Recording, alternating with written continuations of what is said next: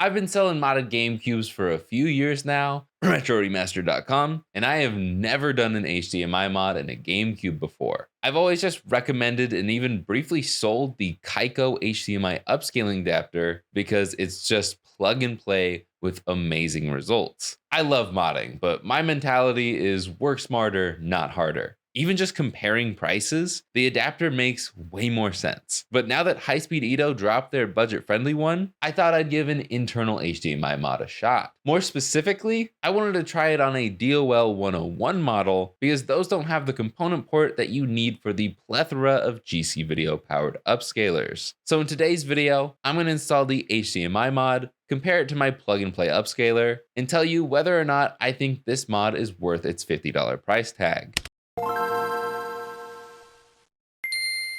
I ended up installing this mod in the GameCube I used in a video I made on my second channel, Jake64, where I modded it with PicoBoot and put it in a 3D printed shell. I also ended up taking it out of said shell and putting it in a new aftermarket shell because, well, spoiler alert, the 3D printed shell was not good. Anyways, let's just get into installing the HDMI mod. Once you get the main board free, you'll be soldering the ribbon cable to this side of this chip that's on the bottom half of the motherboard. Once you've done that, you'll have 5 other points to connect from the ribbon cable to the board via the included wires. Thankfully, that's all the soldering that we have to do here. And while that may look complicated, it's a lot easier than some of the other HDMI mods I've done. Then plug the other end of the ribbon cable into the little board and drill a hole for the mini HDMI port in the back plate. Next, you'll need to remove this section of metal from the shielding attached to the disk drive. After that, you really just need to reassemble your GameCube and test it out. You might want to test it all out before you screw it all together in case you screwed it all up. Now you can play Cubivore with all of these amazing settings. We have 3 different color options, 3 different aspect ratios at 480p and 1080p, adjustable bob, weave, and adaptive deinterlacing modes,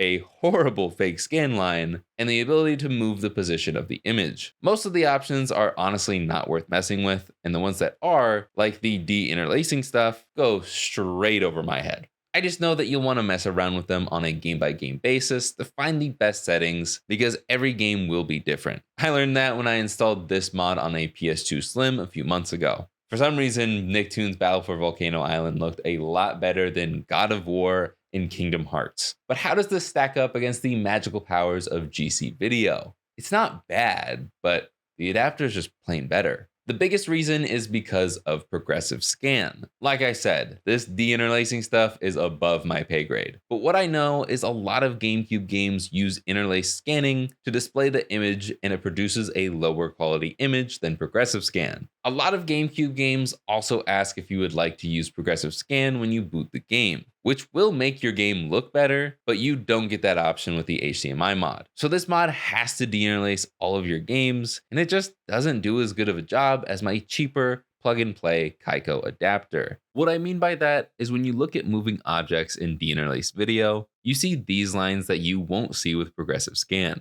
Plus, I just think that the adapter produces a slightly sharper image. I'm pretty sure the GameCube will only ask about progressive scan if you're using the component port, so unless there's another way to force progressive scan with this mod, I just don't think it can look as good. If you know of a way to force progressive scan through Swiss or anything else, please leave it in the comments down below. So unless you really want your HDMI for your GameCube to be internal, or you only have a DOL 101 model, I don't think this mod is worth it. I do want to make it clear though, I don't think this is a bad mod for the price. I think it's a great budget option for the 101 models especially. I'm just disappointed because I'm so used to the results that this thing pumps out. I have no idea how this stacks up against the Retro Gem or Pluto mods, but one is 3 times the price and the other only works on 001 models. What I want to know from you is, what do you think about all this? Is this a good mod? Would you want to install this in your console? Should I start installing these on the 101 models I mod with PicoBoot to sell on my website, RetroRemaster.com? Let me know in those comments down below. If you want a longer comparison or a more in-depth tutorial, I have a video that does both of those up right now on the second channel, Jake64. I'll have that link below the like button, along with the link to this mod and the Kaiko adapter. And of course, the link to buy this very GameCube because I don't need it. But that's about it for me. So like, subscribe, and I will see you guys in the next one.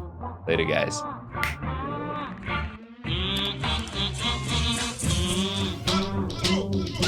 It kind of blows my mind that this mod doesn't use GC Video as its open source software. Also, the Kaiko adapter does have settings. I've just never really messed with them, and you don't really need to.